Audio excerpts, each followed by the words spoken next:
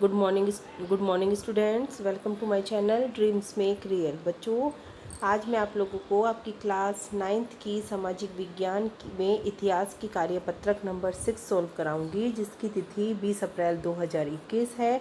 और आज हम इस कार्यपत्रक में आपके इतिहास बुक का जो पार्ट 1 है उसको पढ़ेंगे, फ्रांसीसी क्रांति 6। ठीक है, तो महिलाओं के लिए सबसे पहले हम जान लेते हैं कि क्रांति का क्या अर्थ है। महिलाएं फ्रांसीसी क्रांति की गतिविधियों में सक्रिय रूप से शामिल थीं। उन्हें उम्मीद थी कि क्रांतिकारी सरकार उनका जीवन सुधारने हेतु ठोस कदम लेगी, क्योंकि उस समय महिलाओं की स्थिति इतनी अच्छी नहीं थी। इसीलिए उन्होंने सोचा था कि जो ये क्रांति हो रही है इसमें पार्टिसिपेट कर हो सकता है कि उनके जीवन में कुछ सुधार आए। अधिकांश महिलाओं के पास पुरुषों की तुलना में बेहद कम अवसर उपलब्ध थे।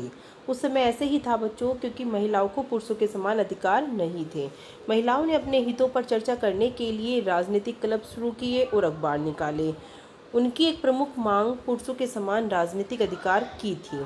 उन्हें ये भी था कि जिस तरह से पॉलिटिकल फील्ड में, राजनीतिक क्षेत्र में पुरुष जो है बढ़ चढ़कर भाग लेते हैं, उसी तरह से महिलाओं को भी यह अधिकार होना चाहिए।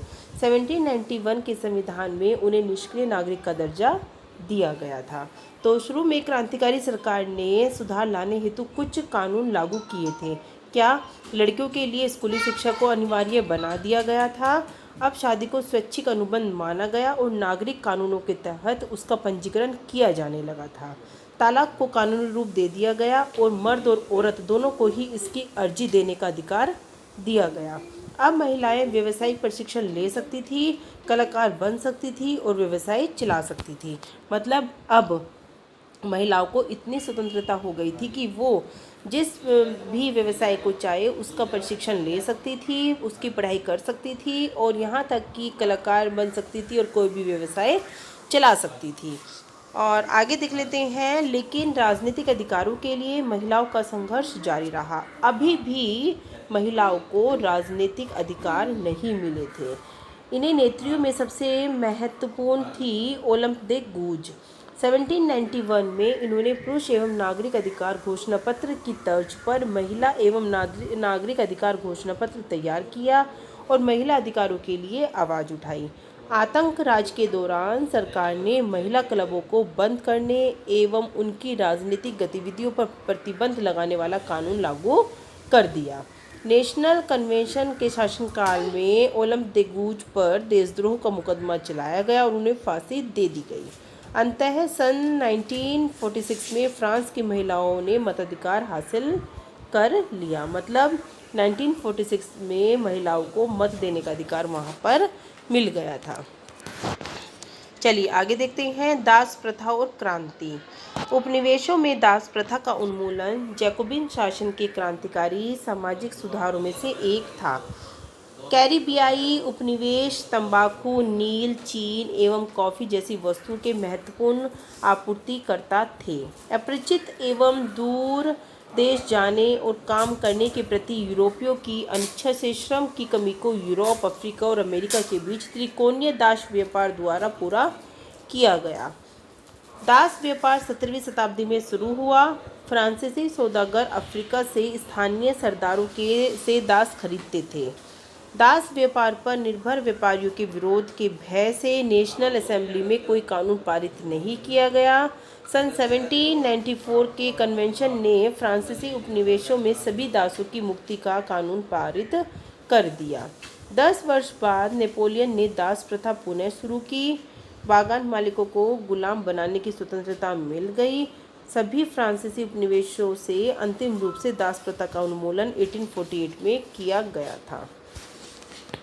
आपने बच्चों पढ़ा होगा कि किस तरह से दास प्रथा थी, यानी कि जो बागान मालिक थे वो अपने खेतों में क्या कर लेते थे, गुलाम बना लेते थे, है ना, और उन्हें बहुत ही कम लागत पर उनसे काम कराया जाता था और उनको दास प्रथा यही थी। लेकिन दास प्रथा का उन्मूलन भी हो गया था 1848 ईस्वी में। फ्रांसीसी क्रांति की विरासत देखते हैं। इसमें क्या है कि स्वतंत्रता एवं जनवादी अधिकारों के विचार फ्रांसीसी क्रांति की सबसे महत्वपूर्ण विरासत थे। सन 1789 में सेंसरशिप की समाप्ति हुई। अधिकारों के घोषणा पत्र ने भाषण और अभिव्यक्ति की स्वतंत्रता को नैतिक अधिकार घोषित कर दिया। ये विचार फ्रांस से निकलकर बाकी दुनिया में फैले। इनके कारण सामंती व्यवस्था का नाश हुआ। औपनिवेशिक समाज ने स्वतंत्रता के अपने आंदोलनों में दास्ता से मुक्ति के विचार को नई परिभाषा दी। बच्चों, बेहद आसान से 4 प्रश्न हैं जिनके उत्तर मैं आपको इसी वर्कशीट में बताऊंगी। चलिए देख लेते हैं। फ्रांसीसी महिलाओं के लिए क्रांति का अर्थ और महत्व आप लोग कहाँ से कहाँ तक लिखेंगे? ये देखो बच्चों, महिलाओं के लिए क्रांति का अर्थ यहाँ से लेकर आप लोग बच्चों इसमें यहाँ तक ही आना है वैसे तो बच्चों, लेकिन आप इसमें चाहें तो 1-2 पॉइंट कम कर सकते हैं। ठीक है, ये आपका आंसर 1 हो जाएगा। आप ये पॉइंट लिख लेना चारों, और यहाँ से फिर ये लिखने के बाद यहाँ तक लिख लेना, यहाँ से यहाँ तक सारा ही आएगा बच्चों। वैसे इसमें सारा ही इम्पोर्टेंट है तो आप लोग सारा ही लिख लेना। ये यहाँ से लेकर यहाँ तक ये आपका आंसर 1 रहेगा। ठीक है, यहाँ तक। चलिए आंसर नंबर 2 बता देती हूँ मैं आपको। फ्रांस की राजनीति और व्यापार में दासों का क्या महत्व रहा? ये बच्चों आप लोगों का यहाँ से रहेगा, फ्रांस, दास प्रथा और क्रांति।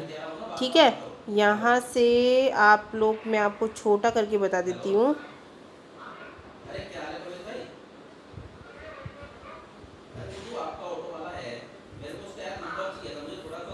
जहाँ जहाँ से बच्चों मैंने एरो लगाए हैं वहाँ से आप लोग लिख लेना। ये आपका आंसर 2 रहेगा। सबसे पहले आप शताब्दी में शुरू हुआ यहाँ तक लिख लेना, उसके बाद ये वाली लाइनें लिख लेना एक, और फिर लास्ट की ये वाली लाइन लिख लेना। ये आपका आंसर 2 हो जाएगा सारा। ठीक है, चलिए आंसर नंबर 3 देख लेते हैं। फ्रांसीसी क्रांति के बाद कौन कौन से कानून बने और इसमें आप लोगों का क्या जीवन प्रभावित हुए? क्या कानून बने बच्चों? ये रहे हमारे सारे कानून। ये आपका आंसर 3 रहेगा। यहाँ से आंसर 3, यहाँ से लेकर जो आपने आंसर 1 में भी लिखे थे वो चारों पॉइंट आपके आंसर 3 में भी रहेंगे। और बच्चों इनको याद भी कर लेना, काफ़ी अच्छा टॉपिक है ये हमारा। चलिए, फ्रांसीसी क्रांति के उन विचारों की सूची बनाइए जिनका प्रभाव हम अपने जीवन में स्पष्ट रूप से देख सकते हैं। तो ये मैं आपको लिखवा देती हूँ कि फ्रांसीसी क्रांति के 5 प्रमुख आदर्श थे। प्रमुख आदर्श 5 थे। कौन कौन से थे बच्चों? स्वतंत्रता, समानता, बंधुत्व, लोकतंत्र, और 5वां है हमारा कानून का शासन। ठीक है, कानून का शासन। ये बच्चों 5 आप लोगों के क्या है? आदर्श हैं। स्वतंत्रता, समानता, बंधुत्व, लोकतंत्र और कानून का शासन। तो ये आपका आंसर नंबर 4 रहेगा। तो चारों प्रश्न के बच्चों मैंने आपको उत्तर बता दिए हैं। आप लोग अपनी वर्कशीट कंप्लीट कर लेना। साथ ही मेरे चैनल को सब्सक्राइब जरूर करना, अपने फ्रेंड्स को शेयर करना और अच्छे अच्छे कमेंट मुझे करके भेजना। थैंक यू बच्चों।